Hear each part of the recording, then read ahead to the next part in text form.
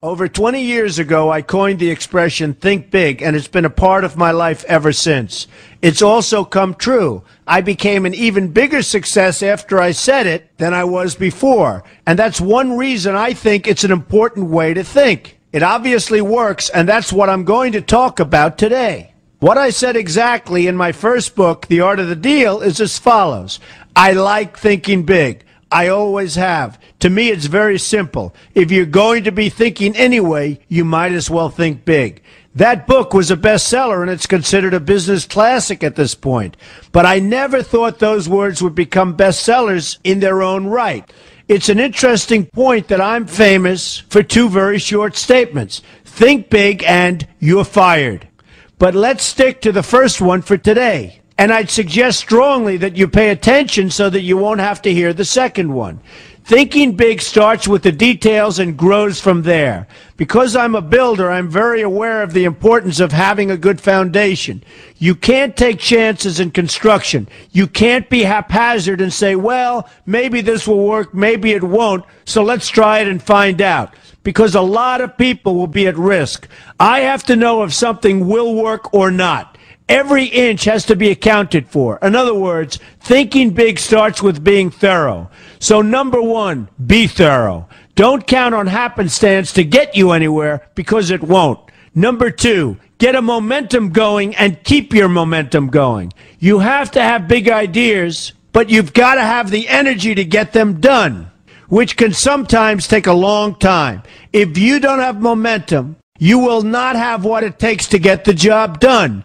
Patience alone isn't enough. I have a lawyer friend who used to refer to me as the reverse tornado who builds everything in his path.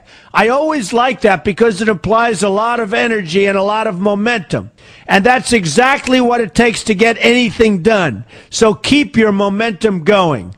Number three, stay focused. You have to stay focused. The minute you lose focus, you will also be losing your momentum. They go together, and you will accomplish a lot more, even amazing things, if you make sure you keep these two things working together for you. I've seen very talented people literally go down the drain because they couldn't seem to keep their focus long enough to get anything done. In this day of multitasking, that can be a real challenge, but it's absolutely necessary. Ask yourself this question: what should I be thinking about right now? That simple question can restore your focus in no time at all. And your answer right now should be listening to Donald Trump. Number four, look at the solution, not the problem. This is very important if you ever want to learn to think big. And here's why. No matter what you do, you're bound to run into problems. It's just part of life, a part of business, a part of anything worth doing.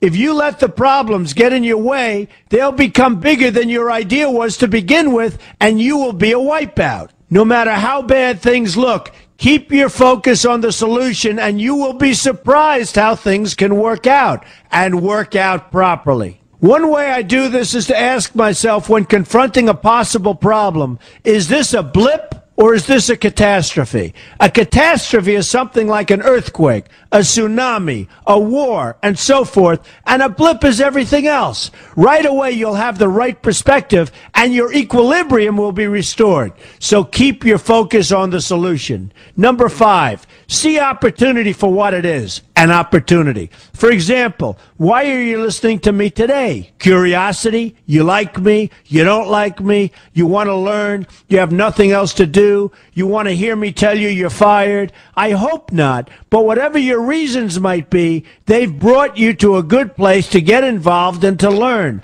And that's an opportunity right there. People think that because I'm rich and famous that I know everything. I know a lot. But one thing I know is that I don't know everything. So I ask myself this question every day. What can I learn today that I didn't know before? And you know what?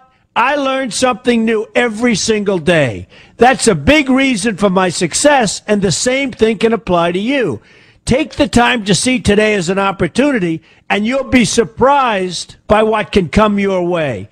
Be open to new ideas, and you will be creating your own opportunities before too long. Number six, know everything you can about what you're doing. That's a good way to cover your bases. Another good way is to read the book Robert Kiyosaki and I have written together, Why We Want You to Be Rich. It's about covering your bases and knowing what's going on. I remember when some guys came in to meet with me about a great idea they had for an atrium for a building on Wall Street. It was a beautiful idea except for one thing. None of them had thought about how the building would be supported around this fabulous atrium. They didn't take into account the steel columns that were necessary to support a 72-story building. A very big and embarrassing oversight that could have been avoided if they'd taken the time to think about what they were doing. Don't let that happen to you. Know what you're doing first. Number 7, be lucky. Remember the old saying, the harder I work, the luckier I get. Well, it happens to be true. It works for me, and I've encountered some pretty big successes. But this goes along with something that's absolutely necessary for great success. Be passionate. You have to love what you're doing if you want to be successful at it.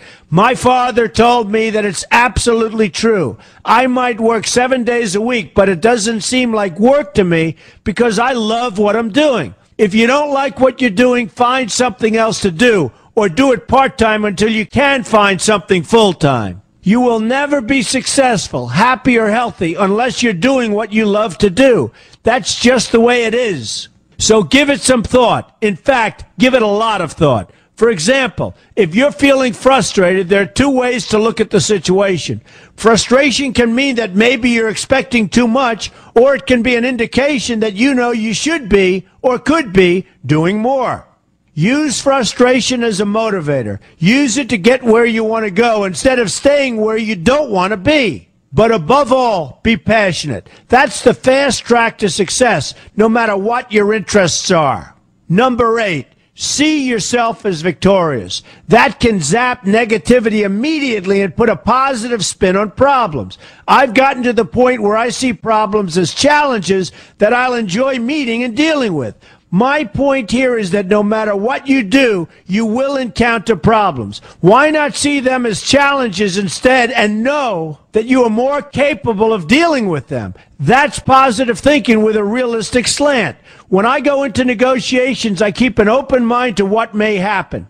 But I can tell you that there's already a done deal attitude on my part. I've already thought the process through to the extent that I know everything will be better off if they agree with what I've come up with because I've taken both sides into account.